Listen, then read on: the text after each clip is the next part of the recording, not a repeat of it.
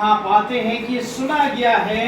क्या सुना गया है? हम किसी घर में क्या सुनते हैं? झगड़ा हो रहा है, लड़ाई हो रही है, या किसी बात में कोई कमी है, या बहुत सारी चीजें। लेकिन यहाँ ये सुना गया है कि यीशु घर में है।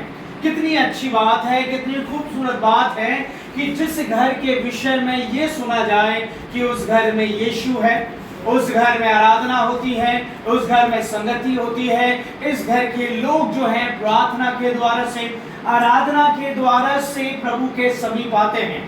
हम धन्यवाद देते हैं आज की शाम ये सुना गया है, परिवार को बताया गया हो कि आज हमारे घर में आराधना है।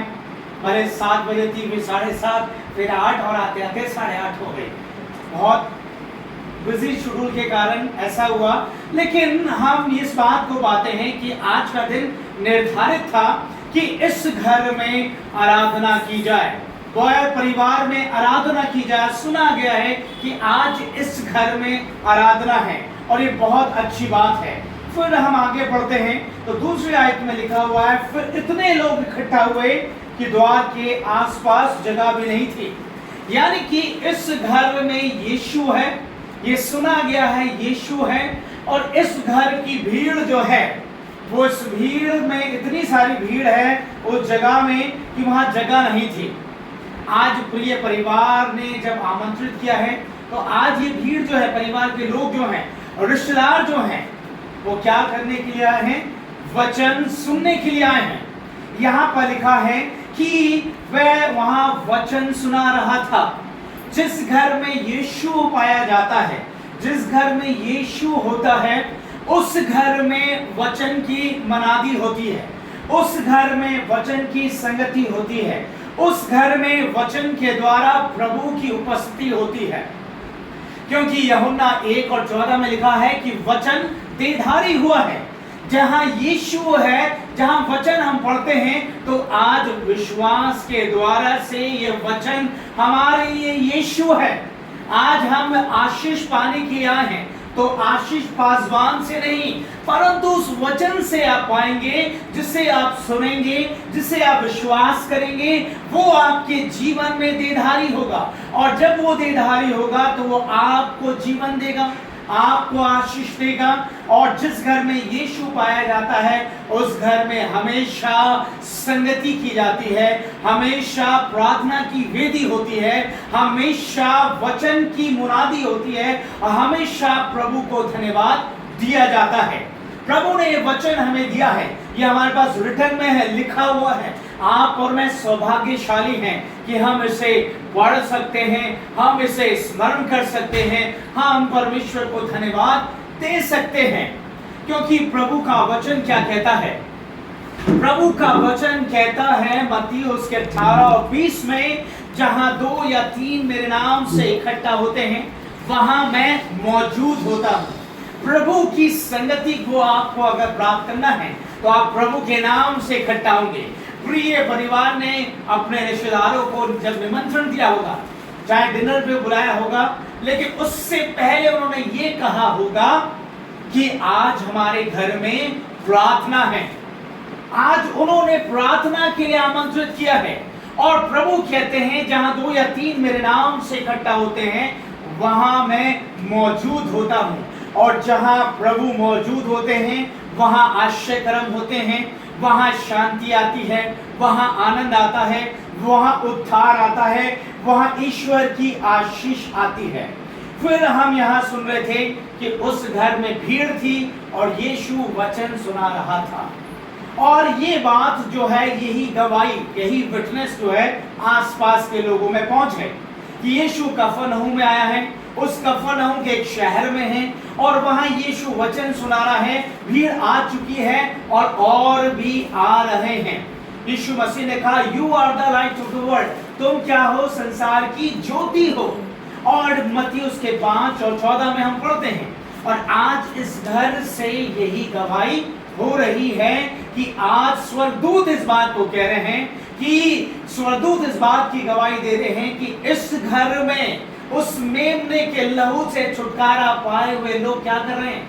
वचन सुन रहे हैं। और इसीलिए शैतान जो है वो हमारे घर के द्वार के बाहर रहता है, क्योंकि वो हमारे जीवन में आना चाहता है, लेकिन वचन हमारे लिए ढाल बनता है। और ये गवाही जब होती है तब शैतान हमारे घरों से, हमारे जीवनों से दूर रहता है। हमारा अंतिम विरोधी जो है, जो शैतान गरजने वाले सिंह की नाई हमारी ताक में रहता है कि कब हम वचन में कमजोर पड़ जाएं, कब हम संगति में कमजोर पड़ जाएं, कब हम प्रार्थना में कमजोर पड़ जाएं, और इस प्रकार से वो हम पर ताक लगाए रहता है। लेकिन जब हम वचन में मजबूत पाए जाते हैं तब हमारी गवाही स्वयं परमेश्वर देता है। और इसीलिए अय्यूब की किताब में हम पढ़ते हैं कि अय्यूब के विषय में गवाही स्वयं परमेश्वर यहोवा एलोहिम ने दी। उसने शैतान से कहा, क्या तूने मेरे दास को देखा है? वो खरा है, वो संगति में है, वो प्रार्थना में है, वो आराधना में है, वो धर्म जीवन जीता है। प्रभु ने उसकी गवाही दी, और आज प्रभु हमारे घर की भी गवाही देता है, क्योंकि शैतान दोष लगाता है और प्रभु गवाही देता है, ये लहू के द्वारा बचाए गए हैं। और हम इस बात को पाते हैं कि फिर यहाँ सुना गया है, और फिर क्या हुआ है? 4 लोग जो हैं एक लकवे के मारे को लेकर यीशु के पास आ रहे हैं। ये चारों लोग जो हैं, चारों मित्र जो हैं, ये लकवे का मारा है। हम नहीं जानते कि वो उसका रिश्तेदार है, हम ये भी नहीं जानते कि वो उसका मित्र है। जो भी हो, चाहे मित्र हो चाहे रिश्तेदार हो, लेकिन इन चारों ने काम किया है, इन चारों ने विश्वास किया इस घर में यीशु है, और वो उस लकवे के मारे को लेकर यीशु के पास आ रहे हैं। यानी कि ये विश्वास था कि हमें यीशु के पास उन्हें ले जाना है। ये पर्सनल इवेंजलिज्म है। यहाँ पर हम इन चारों के द्वारा इस खूबसूरत बात को देखते हैं कि ये चारों एक व्यक्ति को यीशु के पास लाने का प्रयास कर रहे हैं। ये प्रयास उसकी खाट को उठाकर है, एक साथ चलने के द्वारा से, एक साथ उस घर के द्वार तक पहुंचने के लिए। आप और मैं जो उद्धार पाए हुए हैं, आपको और मुझे बताया गया है कि यीशु आपके लिए आया है। उस यीशु ने आपके और मेरे लिए प्राण दिए हैं, पुनरुत्थान को हासिल हुआ है, दोबारा वो आने वाला है। और अब आपको और मुझे यीशु ने जाते जाते मत्ती उसके 28 अध्याय के 18 से 20 में उसने हमें एक महान आदेश दिया, जाओ जाकर सुसमाचार प्रचार करो और उन्हें पिता पुत्र और पवित्र आत्मा के नाम से बपतिस्मा दो। और जैसी ये लाइन हम पढ़ते हैं और सुनते हैं, तब हम इस बात में विश्वास करते हैं ये तो पास्टर के लिए है, क्योंकि बपतिस्मा तो पास्टर देगा, वही पिता पुत्र पवित्र आत्मा के नाम से देगा।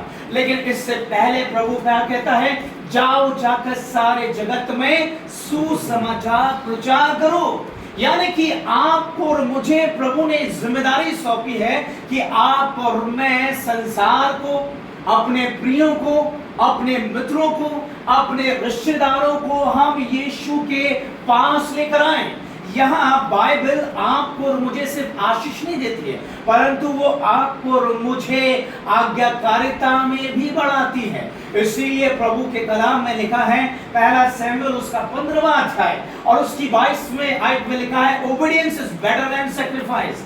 बलिदान से, आज्ञाकारिता से उत्तम बलिदान नहीं है। यानी कि आपको और मुझे प्रभु ने ये दिया है कि आज्ञाकारिता महत्वपूर्ण है। यहाँ इन चारों के जीवन में हम देखते हैं कि ये उस व्यक्ति को यीशु के पास लेकर आए। क्या आज हम किसी को यीशु के पास लाते हैं? जब हम चर्च जाते हैं तो क्या हम कहते हैं कि नहीं चलो तुम मेरे साथ चर्च चलो? क्या हमने कभी अपने प्रियों को, अपने रिश्तेदारों को, अपने बच्चों को, अपने कलीग्स को कभी हमने कहा कि नहीं चलो हम यीशु के पास जाएं? हम मसीह हैं, लेकिन इसी संसार में हम सब जो हैं अपने जीवन को जीते हैं। ये बात जरूर हमें ठेस पहुंचा सकती है, लेकिन सत्य यही है कि हम संसार में यीशु के नाम से हैं, लेकिन यीशु से वास्तविक रीति से दूर हैं। इसीलिए उसके आने में देरी इसलिए है ताकि लोग जो है उस अनंत काल के दंड के भागी ना हो जाएं। और वो जिम्मेदारी उसने आपको और मुझे सौंपी है कि हम अपने घराने सहित उस उद्धार को प्राप्त करें। यहोशू उसके 24 और उसके 15 में लिखा है, यहोशू ने कहा, मैं और मेरा घराना यहोवा की आराधना करेगा। इन चारों के विश्वास को हम देखते हैं। ये चारों आए किस घर में आए? जिस घर में यीशु है। यदि आपके घर में पासवान आते हैं, यदि आपके घर में आराधना होती है, आपके घर में संगति होती है, तो विश्वास करें यीशु की सामर्थ देहधारी होती है। यीशु फिजिकल रीति से नहीं आता है, लेकिन यीशु की सामर्थ जो है वो देहधारी होती है, जो हमारे जीवन को आशीषित करती है। फिर इन चारों ने देखा द्वार पर भीड़ है और ये अंदर नहीं जा पा रहे हैं। अब ये समस्या उनके सामने है। इस समस्या का सामना उन्होंने किया और ये निराश और बैकस्लाइड नहीं हुए। कई बार हम होते हैं चर्च में साउंड खराब है या आवाज नहीं आ रही है, झगड़े होते रहते हैं। कई बार हम लोग संगति से बैकस्लाइड हो जाते हैं। कई बार हमें लगता है नहीं, इससे अच्छी जगह तो दूसरी है, इससे अच्छी जगह तो दूसरी जगह है, दूसरी का आराधना। हम एक विकल्प चुनते हैं। कब? जब हमें लगता है यहाँ कुछ समस्या है, उस समस्या का समाधान ना करके हम विकल्प चुन लेते हैं। लेकिन यहाँ ये चारों हैं, समस्या सामने है, द्वार पे भीड़ है, लेकिन इन्होंने अपनी परिस्थिति का सामना किया।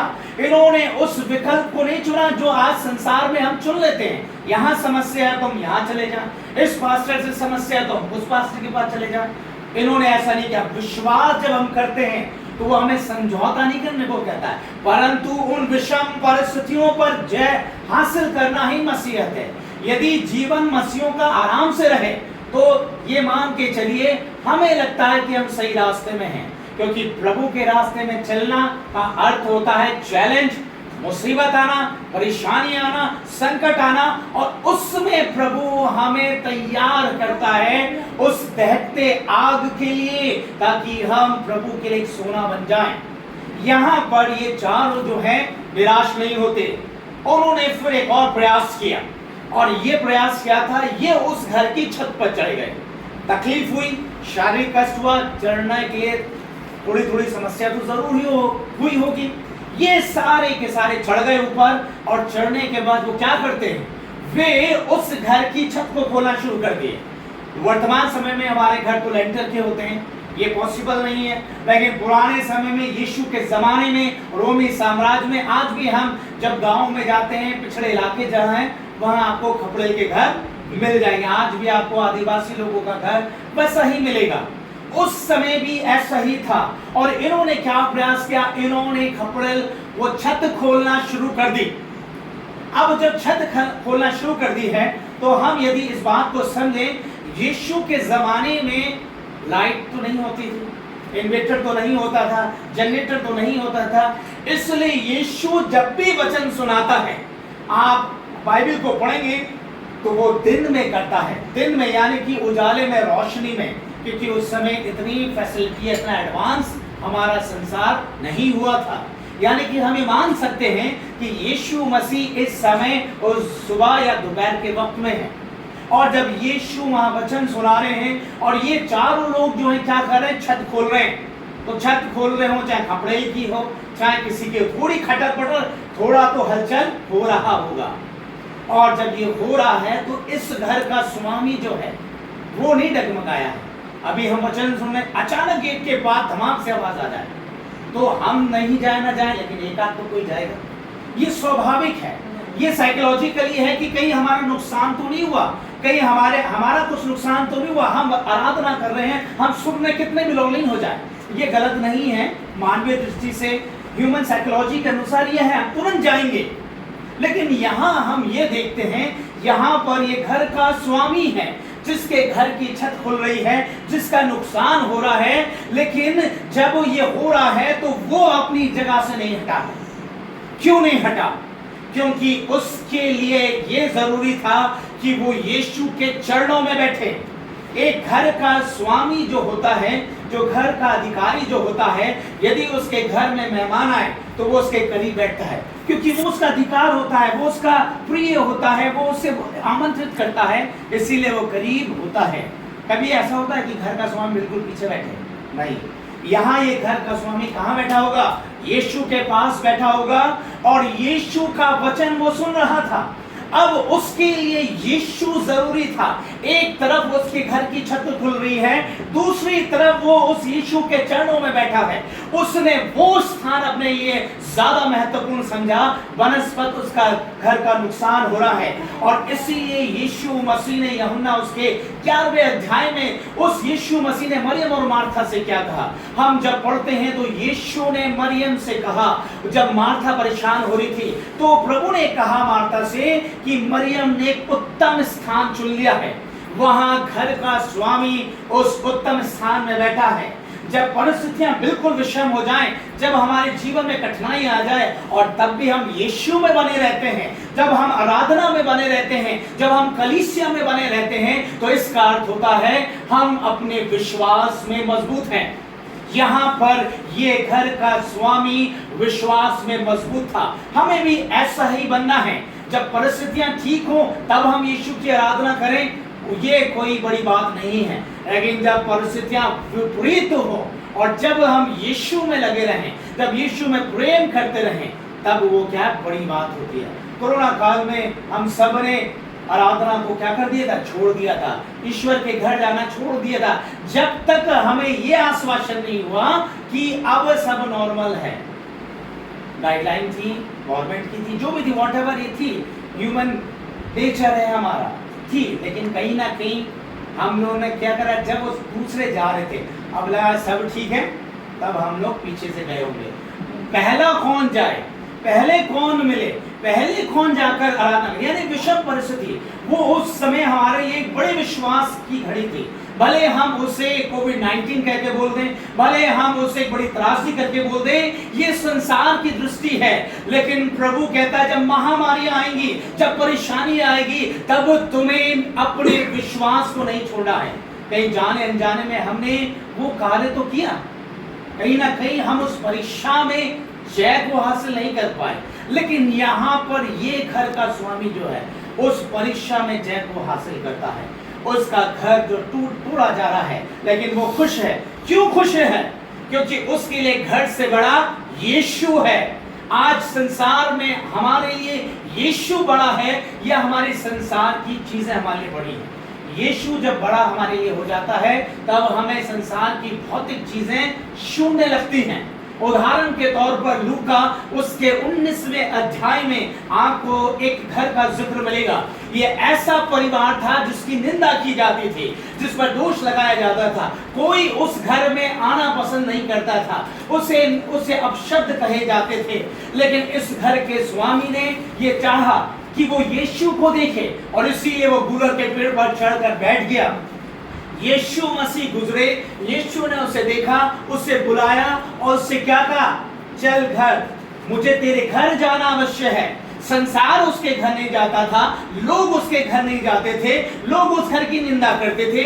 जब भी लोग उस घर के आसपास से गुजरते होंगे, तब वो कहते होंगे, देखो ये पापी व्यक्ति का घर है जो रोमी साम्राज्य के लिए कर वसूल करता है, ये हमारा ही भाई है, लेकिन हम पर अत्याचार करता है, हम पर छल करता है, हमसे जोर जबरदस्ती कर लेता है। लोग उस घर की ये गवाही दिया करते थे।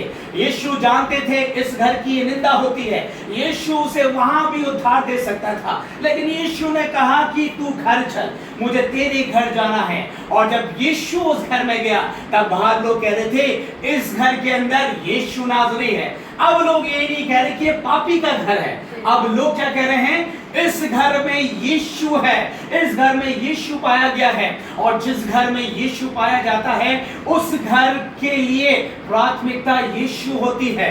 आज संसार में हमारा जीवन जो है, हमारा परिवार जो है, हमारे बच्चे जो हैं, हमारे जीवन की प्राथमिकता एजुकेशन है, लाइफ सेटलमेंट है, कंफर्टेबल लाइफ है। हम ये सब करते हैं, ये जरूरी है, हमें करना चाहिए, लेकिन इसके साथ साथ कभी कभी हम ये भूल जाते हैं कि हमारे जीवन की प्राथमिकता यीशु है। और इस व्यक्ति ने क्या किया, जब यीशु इसके घर में आ गया, तो जितना धन इसने ये छीन कर कहां कमाया था, बैंक तो नहीं था उस समय, लोग अपने घर में ही अशरफियों को रखते थे, है ना, किसी सुराही में गड्ढा खोद के पुराने जमाने के लोग जो जमीन के अंदर रखते थे, दीवारों के अंदर रखते थे। तो ये सारा पैसा ये कहाँ रखता होगा, अपने घर में ही रखता था। और इसीलिए इस व्यक्ति ने क्या था, 4 गुना लौटा दिया। जो छीनता था, जो बटोरता था, जो इकट्ठा करता था, अब वो 4 गुना देने वाला बन गया। ये बहुत कठिन काम है। हम किसी का 1 है तो वापस कर सकते हैं, लेकिन 1 के बदले 5 दे दो, बड़ा अरे ये बड़ा ही बर्दाश्त हमारे मन में आता है। लेकिन इस व्यक्ति ने 4 लौटाए। क्यों? अब उसके लिए पैसे से ज्यादा यीशु इंपॉर्टेंट था। यीशु उसके घर में था, इसलिए धन अब उसके लिए कोई मायने नहीं रखता था।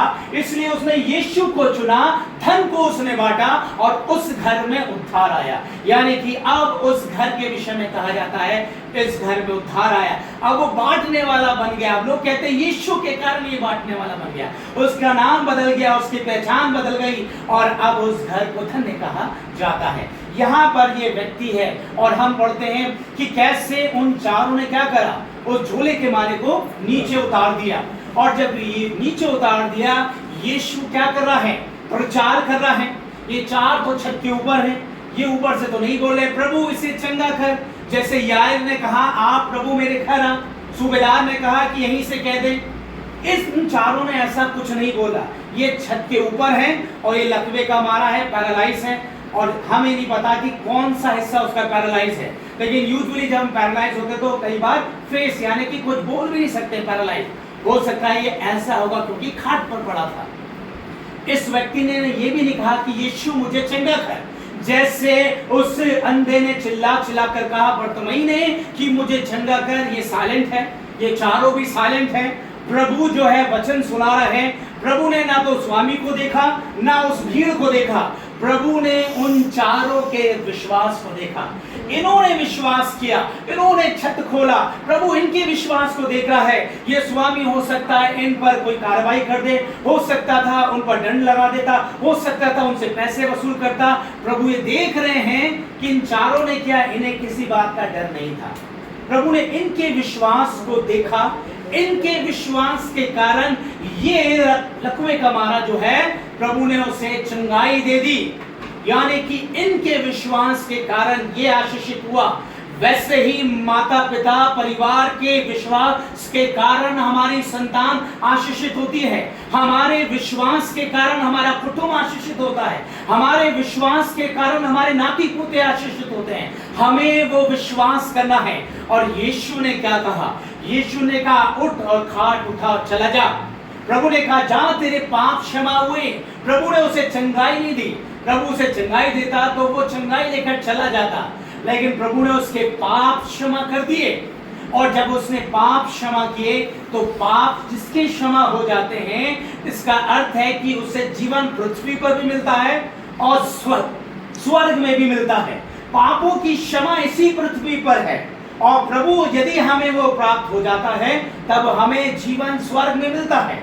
और इसीलिए वो डाकू जो क्रूस पर था, मर रहा था, लेकिन था तो पृथ्वी पर, था तो पृथ्वी का जीवन ही उसका। उसी जीवन में उसने क्षमा को हासिल कर लिया। और जब क्षमा को हासिल कर लिया तो प्रभु ने उसको कहा कि आज तू मेरे साथ स्वर्ग लोक में होगा, यानी कि तू जीवन के द्वार पर होगा। यानी कि उसे जीवन दे दिया, उसने इस पृथ्वी पर मांगा।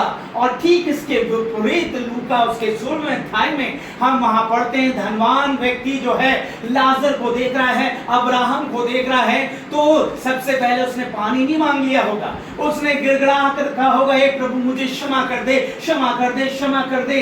जब उसे क्षमा नहीं मिली तो शारीरिक उस आत्मिक पीड़ा के लिए उसने कहा, क्या कहा? एक बूंद पानी ही पिला दे। उसने मांगा लेकिन उसे वहां नहीं मिला। प्रभु हमारे पापों को जब क्षमा करते हैं तो वो इस बात को प्रमाणित करते हैं कि हमारा जीवन जो है संसार के बाद अनंत काल का है। यीशु ने वो पाप क्षमा कर दिए। लोग बोलने लगे ये मनुष्य का पुत्र है, इसके पास कहां से अधिकार है कि वो मनुष्य के पाप को क्षमा कर दे?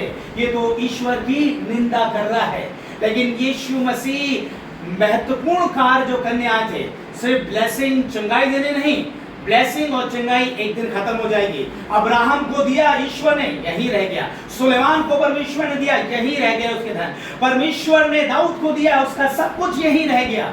लेकिन जिसके पाप क्षमा हो गए उसका जीवन स्वर्गीय हो गया। प्रभु हमारे जीवन को ऐसा ही बनाता है। प्रभु ने उसके पाप क्षमा करके बाकी लोगों को भी कहा कि सिर्फ वचन ही सुनना काफी नहीं है, उस अंगीकार को, पाप क्षमा को भी प्राप्त करना है। प्रभु हमारे पापों को क्षमा करते हैं। इसलिए रोमियो उसके 10 और 9 में लिखा है, यदि तू अंगीकार करे तो तू और तेरा घराना उद्धार पाएगा। अंगीकार करना है, कन्फेस करना है। हम आराधना करते हैं, प्रार्थना करते हैं, लेकिन हर दिन ये कहना भूल जाते हैं, प्रभु मेरे पाप क्षमा करे। कई बार हम ऐसा विश्वास भी करते हैं, कई बार हम सुनते भी हैं, प्रभु ने एक बार क्षमा कर दिया है तो हमें क्यों क्षमा मांगनी है। कई बार हम अलग अलग विचारों को अलग अलग जगह से सुनते हैं कि हम तो प्रभु के बच्चे हैं, एक बार उसने क्रूस पर क्षमा कर दिया है, अब हमें बार बार थोड़ी ना मांगना है। लेकिन मनुष्य है, प्रभु कहते हैं प्रतिदिन की रोटी जब उसने आए हमारे बाप की दुआ में सिखाई, मत्ती उसके 6 अध्याय में, तो उसने क्या कहा, हमारे रोज के अपराध हमारे क्षमा कर। ये बात मनुष्य ने नहीं, ये प्रभु ने की है, ताकि हम हमेशा अंगीकार करें। यीशु ने कहा अपनी खाट उठा और चला जा। प्रभु हमारी पुरानी स्थिति से हमें निकाल कर एक नए आयाम में ले जाते हैं। प्रभु कहते हैं कि उठो, पुराने जीवन में, पुराने जगह में, पुरानी समस्या में हो, प्रभु हमें वहां से उठाकर खड़ा करता है और एक नया जीवन देता है। जिस प्रकार से यूहन्ना उसके 8वें अध्याय में उस स्त्री को मारने के लिए सब आए थे, लेकिन कोई भी इसलिए नहीं मार सका क्योंकि यीशु उसके साथ था। भले यीशु ने उस कुछ नहीं बोला, लेकिन एक तरफ भीड़ थी, एक तरफ उस भीड़ के हाथ में पत्थर थे, हजारों को वो मार कर आए थे, लेकिन यीशु इत्तेफाक से उसके पास था। और जब यीशु पास था, किसी ने उसे मृत्यु दंड नहीं दिया, किसी ने उसे नहीं मारा, और यीशु ने क्या कहा, जा तेरे पाप क्षमा हुए, अब तू पाप ना करना। प्रभु ने उसे एक नया जीवन दे दिया पृथ्वी पर भी, और उसके बाद उसके लिए स्वर्ग का भी जीवन प्रभु ने दे दिया है। तो आइए आप और मैं इस वृतांत से, इस बाइबल के हिस्से से हम इस बात को हमेशा सीखें। ये सुना जाए कि हमारे घर में यीशु है, ये सुना जाए कि हमारे घर में आराधना होती है, ये सुना जाए कि हमारे घर में सुन्नति होती है, ये सुना जाए कि घर हमेशा दूसरों को प्रभु के पास लाता है, ये सुना जाए कि विषम परिस्थितियों में भी परिवार जो है वो प्रभु के चरणों में बैठा रहता है, और प्रभु हमारे जीवन को आशीषित करता है, प्रभु हमारी परिस्थितियों को बदल देता है, बिना कहे भी प्रभु हमारे जीवन की समस्याओं का समाधान कर देता है। और इसलिए हमारी प्रार्थना है वो यीशु नाज़री जो है वो इस परिवार का रखवाला हो। ये सुना जाए कि बोयर परिवार में यीशु पाया जाता है। प्रभु इस वचन के द्वारा हम सभी को आशीष दें।